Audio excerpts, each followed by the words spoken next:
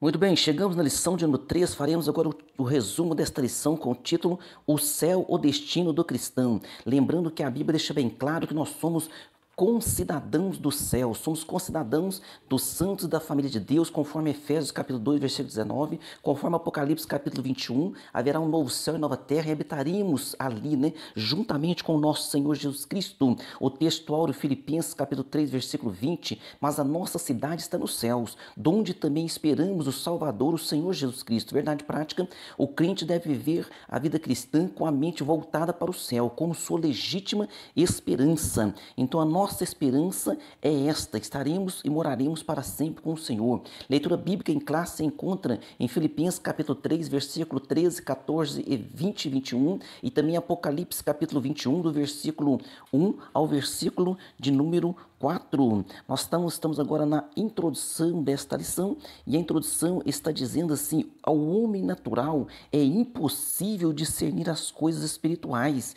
Por quê? Porque o homem natural, ele vive apenas a dimensão humana, então ele não vai entender a dimensão espiritual. E nós precisamos estar conectados com essa dimensão espiritual, e ela só vem através de crer em Jesus, porque o Espírito Santo nos leva a crer, e o Espírito Santo passa a habitar em nós. 1 Coríntios 2,14 então diz: ora, o homem natural não compreende as coisas do Espírito de Deus, porque lhe parecem loucura, e não pode entendê-las, porque elas se discernem espiritualmente.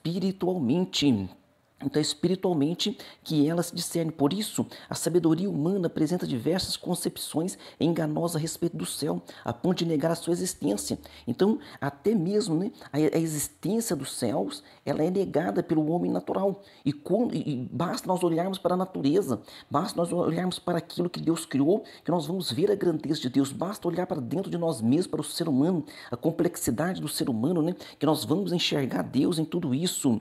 Contudo, ao cristão é garantido a gloriosa promessa de desfrutar do céu como sua morada na vida eterna com Deus. Então, esta morada ao lado do Senhor na vida eterna com Deus está garantido na sua própria palavra, onde está dizendo assim, João 14, verso 2 e 13.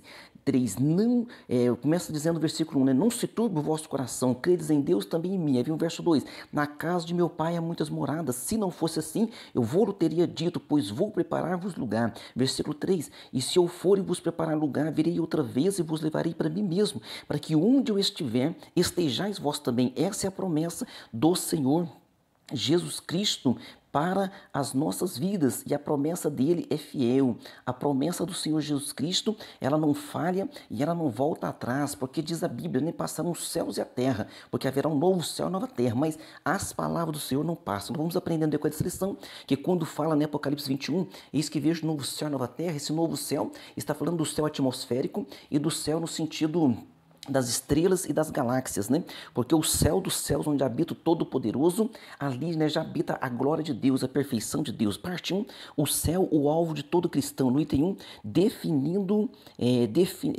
definindo o céu.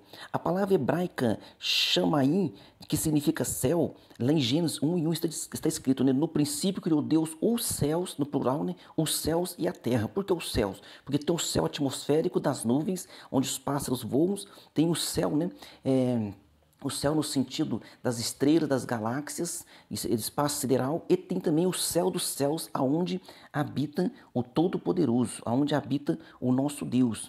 Então, este céu aqui, na versão que na palavra hebraica, ele aparece 419 vezes no Antigo Testamento. Agora, o termo grego já é Ouranos.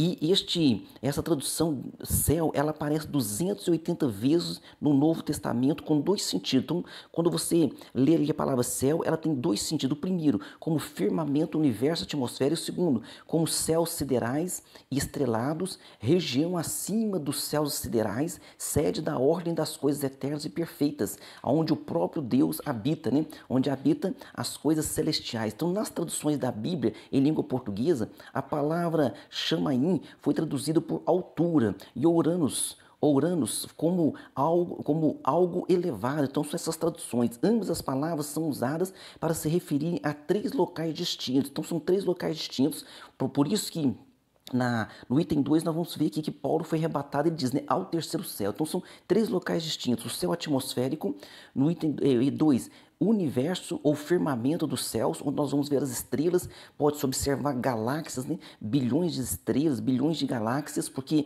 Deus ele é infinito, ele é grandioso. E terceiro aqui, morada de Deus, onde é o céu dos céus. Este local onde é a morada de Deus, este local não pode ser alcançado pelos cientistas, este local não pode ser visto, né? Então não tem como ser visto.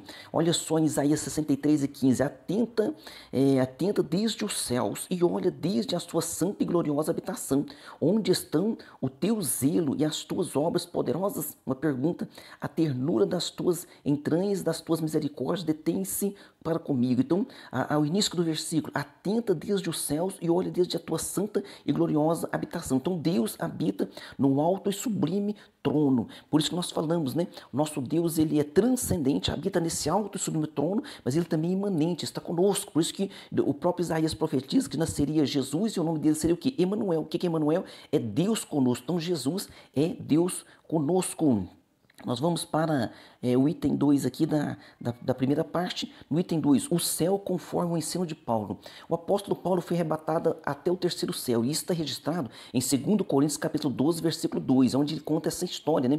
Que ele foi arrebatado ao terceiro céu. Não por acaso esse céu está enfatizado nas cartas do apóstolo como lugar celestial, o lar dos salvos em Cristo Jesus, onde temos um destino assegurado e o de estar para sempre com o Senhor. Então Paulo deixava bem claro isso quando deu aquele estudo ali para os Tessalonicenses. Ele fala, né? Depois nós, os que ficarmos vivos, seremos arrebatados juntamente com eles nas nuvens, a encontrar o Senhor nos ares, e assim estaremos sempre com o Senhor. Então Paulo, ele tinha essa certeza que o crente, a vida aqui na terra é passageira, a vida aqui na terra ela é muito rápida e nós vamos entrar na eternidade com o Senhor, e ele tinha essa certeza, essa convicção de que nós estaríamos, né, e vamos estar para sempre com o Senhor. Por isso, vivendo em Cristo, o crente desenvolve um relacionamento na esfera do reino. Nós desenvolvemos esse relacionamento na esfera do reino, de modo que ainda que não tenha ido para o céu, toda a sua vocação é celestial no presente momento de sua vida. Então alguém diz, né, pastor, mas nós ainda não vimos o céu, nós não fomos para o céu sim, mas nós somos cidadãos dos céus, uma parte do céu está dentro de nós. Veja bem, o Espírito Santo habita em nós, uma parte do céu está dentro de nós. O homem que ainda não conhece Jesus, que o Espírito Santo ainda não habita nele, dentro dele tem uma palavrinha chamada Espírito, e esse Espírito foi soprado por Deus, ou seja, há uma fagulha de Deus dentro de cada ser humano, e essa fagulha de Deus que está dentro de cada ser humano, que é o Espírito com letra minúscula, ela clama por Deus. Por isso que o ser humano tem necessidade de adoração, por isso que as pessoas, né, mesmo aqueles povos que vivem isolados, eles criam ídolos para si, criam deuses para si, carrancas para si. Por quê? Porque há uma necessidade dentro do ser humano de adoração. No item 3 aqui, da primeira parte, o alvo do cristão, depois de salvo, não pertencemos mais a este mundo. Nós não pertencemos mais a este mundo. A Bíblia deixa isso bem claro, né? Há essa mudança em nossa vida, essa mudança em nossa mente. Nós não pertencemos mais a este mundo. Por isso Paulo ensina que prossegue para o alvo, isto é, a linha de chegada. Então Paulo faz essa comparação, e é uma comparação muito interessante, porque ele diz assim, ó, em 1 Coríntios 9:24, não sabeis vós que os que correm no estádio, todos, na verdade, correm, mas um só leva o prêmio? Vocês sabiam disso? É claro que sabemos, mas só que na vocação divina é diferente. Por quê? Porque não é só um que vai levar o prêmio, mas todos que chegarmos lá. Mas então ele diz o seguinte, a comparação dele não é quanto a um levar o prêmio, é quanto ao esforço. Ele diz assim, ó, correi de tal maneira que o alcanceis. Então nós precisamos correr, precisamos agir, precisamos trabalhar, tem que haver movimentação dentro de nós. Assim o apóstolo prossegue o prêmio persegue o prêmio com determinação, liberdade, empenho e com os olhos fixos no autor da salvação. Então nós temos que colocar os nossos olhos fixos em Jesus Cristo. Se formos fixar os nossos olhos, né, no homem, se formos fixar os nossos olhos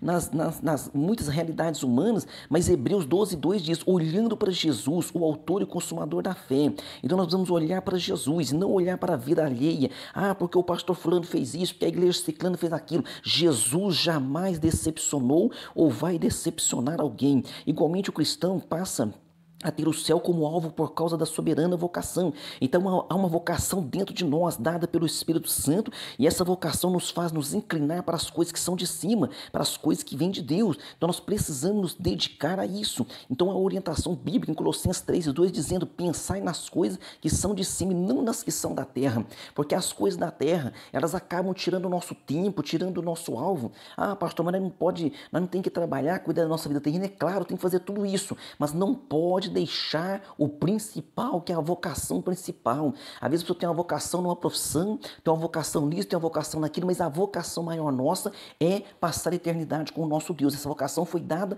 pelo sacrifício de Jesus na cruz e colocada e expressada em nosso coração pelo Espírito Santo. A expressão nossa pátria está nos céus sintetiza bem, né, a nossa nova realidade. Então a nossa pátria está nos céus. Nós precisamos entender dessa forma. Olha como diz aqui, ó.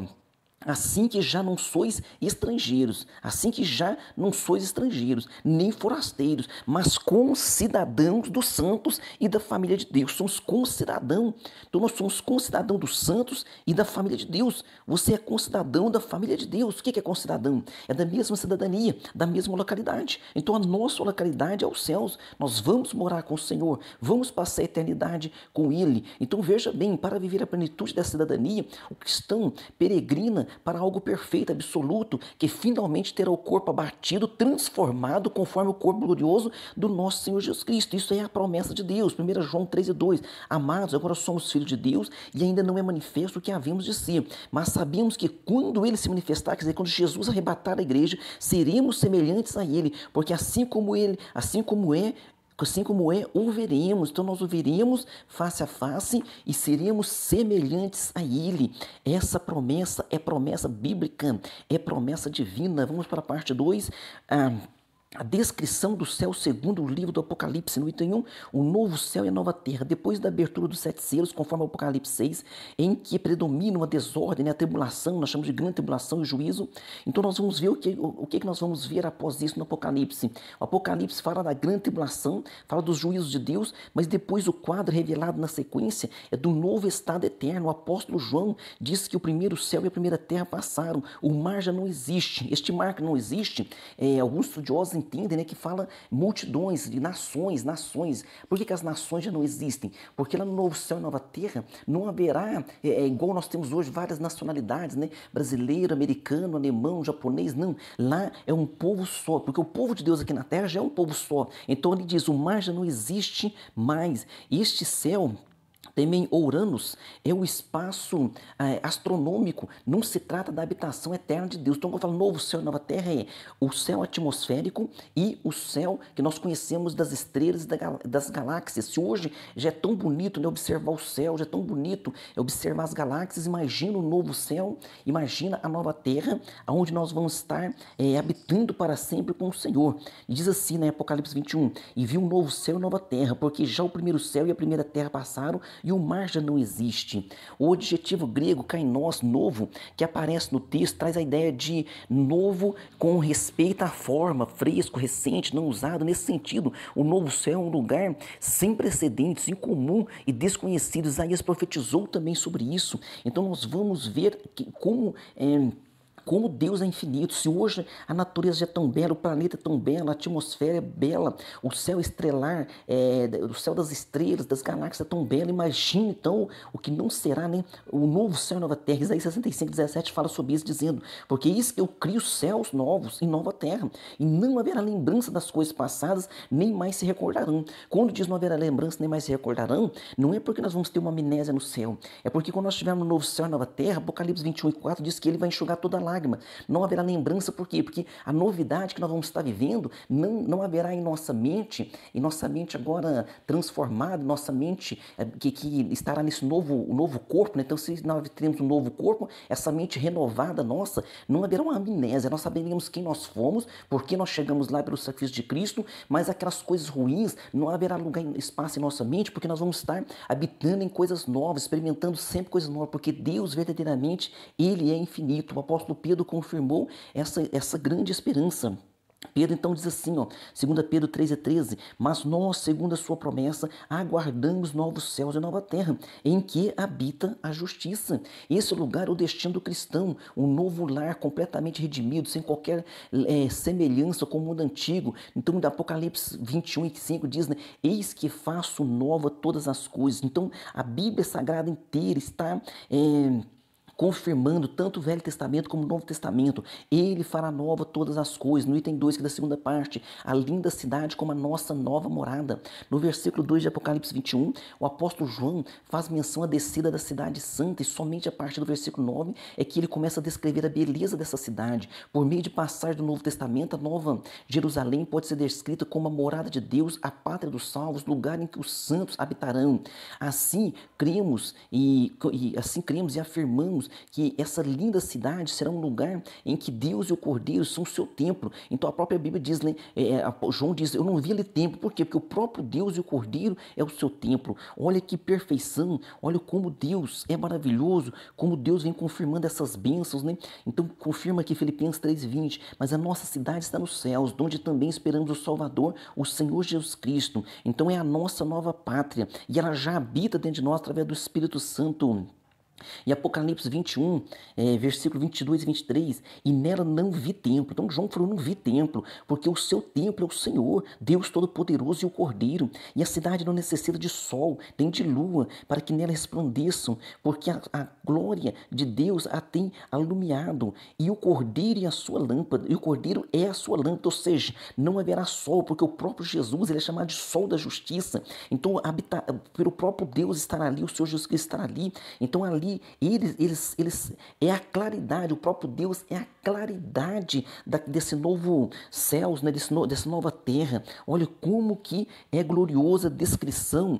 A nova Jerusalém, não haverá dor, tristeza ou sofrimento. Apocalipse 21:4 confirma isso, né? Além disso, depois da ressurreição e quando todas as coisas foram consumadas, essa Jerusalém celestial descerá do céu e ficará para sempre a nova terra. O apóstolo João descreve a nova Jerusalém celestial como lugar de redimidos que habitam essa gloriosa cidade. Então essa cidade está preparada, essa cidade está adornada, e quando Deus estabeleceu um novo céu e nova terra, essa cidade descerá, e ela estará ali, né, onde está Jerusalém terrestre, e hoje estará a Jerusalém celeste. Portanto, para nós, a visão descrita em Apocalipse 21 refere-se ao novo céu como a eternidade, a nova Jerusalém como a nova cidade, o nosso novo lar criado sem pecado, onde a bem-aventurança eterna será desfrutada pelos santos para todo o sempre. Essa é a nossa esperança, porque nós cremos na Bíblia como a palavra de Deus, como a nossa única regra de fé e de conduta. Parte 3, o céu, o fim da jornada cristã. Eu não diria o fim da jornada cristã, né? Mas o objetivo da jornada cristã. No item 1, estaremos onde Deus está. Em Apocalipse 21, há uma concretização da jornada cristã, em que o crente estará onde Deus habita, conforme nosso Senhor disse que viria e nos levaria para estarmos com o Pai. Nessa promessa nós lemos aqui em João capítulo 14, não se turbe o vosso coração, credes em Deus, crede também em mim. Na casa do Pai há muitas moradas. E ele diz, né, eu voltarei e vos levarei para mim mesmo, para que onde eu estiver estejais vós também. Neste lugar habitaremos com Deus em seu tabernáculo, pois nós seremos o seu povo e ele será o nosso Deus. Essa é a promessa eterna. Apocalipse 21:3, e ouvi uma grande voz do céu que dizia, eis aqui o tabernáculo de Deus com os homens, pois com eles habitará, e eles serão seu povo, e o mesmo Deus estará com eles e será o seu Deus. Então nós seremos povo deste Deus maravilhoso. Deus maravilhoso será o nosso Deus. Alguém diz, mas pastor, hoje nós já somos povo dele e hoje ele já é o nosso Deus. Sim, então hoje nós já podemos desfrutar um pouco dessa eternidade, mas lá essa eternidade estará garantida sem sofrimento, sem esse corpo natural que nós temos hoje, propenso ao pecado. No item 2 aqui, da última parte, as lágrimas cessarão. Então uma das mais gloriosas bênçãos que desfrutaremos no novo céu e nova terra é que ele enxugará dos nossos olhos todas as lágrimas. Essas lágrimas simbolizam a tristeza, o sofrimento, as tragédias humanas e outros diversos males que não terá lugar mais nessa nova realidade, nessa nova vida a qual nós estaremos desfrutando. Então essa é a promessa do Senhor, essa é a promessa da Bíblia Sagrada, e nós que cremos na promessa na Bíblia Sagrada, desfrutaríamos então dessas promessas. Tudo isso será possível porque haverá também uma transformação no mundo físico, de modo que ele será inteiramente transformado e liberto da corrupção, como Paulo descreve, né? Ele diz que a própria natureza, né, geme. Então nós entendemos bem que através do pecado ali no Éden, até a própria natureza geme, porque a natureza era perfeita até que o pecado entrasse. Então a terra era perfeita, as plantações, tudo aquilo que brota da terra, então esses espinhos, os cardos que tem na terra, né? Isso não estaria aí se não fosse pelo pecado. Então a própria natureza geme aguardando a sua restauração. No item 3 da última parte, o céu como repouso eterno. A expressão repouso eterno nada tem a ver com tédio, viu? Tem pessoas que pensam que no céu nós vamos ficar sentados no banco com os braços cruzados dizendo glória, glória, glória, glória. Veja bem, se fosse isso, já seria melhor do que o inferno, mas não é assim. A Bíblia deixa bem claro, o céu é lugar de adoração, o céu também é lugar de serviço. Ele fala, pastor, mas nós vamos trabalhar lá? Irmão, Deus não gosta de preguiçoso, não. A Bíblia fala, vai ter com a formiga o preguiçoso. Alguém fala, nossa, mas eu achei que, então não, eu vou trabalhar, eu vou me cansar. Não, vai trabalhar, se cansar não. Diz assim Apocalipse 22:3, e ali nunca mais haverá maldição contra alguém, e nela estará o trono de Deus e do Cordeiro, e os seus servos, que somos nós, os servirão. Então nós vamos continuar servindo a Deus, trabalhando, mas é claro, sem cansaço e sem fadiga e com a maior satisfação. Terá também ilimitada aprendizagem. Nós continuaremos aprendendo, porque Deus é infinito. Diz assim, 1 Coríntios 13:12, porque agora vemos por espelho, em enigma, mas então veremos face a face. Agora conhecemos em parte, mas então conhecerei como também sou conhecido. Ou seja, quando chegarmos ali, nós aprenderemos, vamos continuar aprendendo, desfrutando das maravilhas e da grande graça do nosso Senhor Deus. E também continua aqui dizendo, né? Trata-se de uma dimensão completamente distinta do que conhecemos atualmente. Por isso, quando afirmamos que o céu será um lugar de repouso ou de descanso, é pelo fato de o crente estar descansando das fadigas do dia a dia, das fadigas dessa vida. E esse que é o sentido. Apocalipse 14:13 diz isso aqui, ó. E ouvi uma voz do céu que me dizia, escreve, bem-aventurados os mortos que desde agora morrem no Senhor. Então morreu o crente, morreu o salvo, é bem-aventurado. Sim, diz o Espírito, para que descansem dos seus trabalhos terrenos e as suas obras o sigam. Ou seja, as nossas obras que nós faremos, que vai nos seguir, porque nós seremos julgados por estas obras para galardão, e as pessoas que rejeitaram a Cristo serão julgadas pelas suas obras para grau de sofrimento no inferno. Estaremos plenamente satisfeitos em comunhão uns com os outros. Então lá nos céus é um lugar de comunhão, é um lugar de desfrutar das bênçãos de Deus. Apocalipse 19:9 diz assim, e disse-me, escreve, bem-aventurados aqueles que são chamados à ceia das bodas do Cordeiro, e disse-me, estas são as verdadeiras palavras de Deus. Aqui está falando de ceia, ceiar, por isso que a Santa Ceia existe hoje. Jesus estabeleceu ela ali quando ele fez a última Páscoa com seus discípulos, estabeleceu a ceia e disse, fazer isso em memória de mim até que eu venho, porque a Santa Ceia é comunhão, e participaremos dessa ceia das bodas do Cordeiro, ali nos céus com o nosso Senhor e Salvador Jesus Cristo. Este lugar de repouso é o fim da nossa jornada cristã. Então ali nós estaremos para sempre com o Senhor, desfrutando das suas bênçãos, desfrutando dessas maravilhas, tá?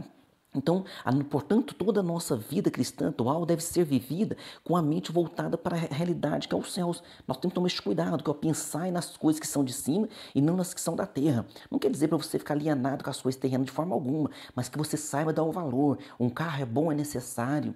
Uma casa é boa, é necessário. Um emprego bom, um emprego bom, né, com uma boa remuneração, é bom, é necessário. Mas nada disso é mais necessário do que estar em comunhão com Deus, porque daqui a pouco partiremos e o que vai valer é a nossa comunhão com os céus. Conclusão, para se viver a esperança celestial é preciso nascer de novo, viver em Cristo e transformar e ter a mente transformada. É preciso ter uma nova natureza, né? É preciso nascer de novo, como diz lá em Coríntios 5:17, se alguém está em Cristo, nova criatura é. As coisas velhas se passaram e eis que tudo se fez novo. Portanto, prossigamos a nossa jornada para o céu de glória. O nosso alvo é Cristo. Nós sabemos qual é o nosso alvo e precisamos batalhar por isso. Então, vou citar mais uma vez aqui, ó. Não sabeis vós que os que correm no estádio, todos, na verdade, correm, mas um só leva o prêmio? Correi de tal maneira que o alcanceis. Então, se esforce de tal maneira que alcancemos essa salvação, porque Jesus já fez ali, né?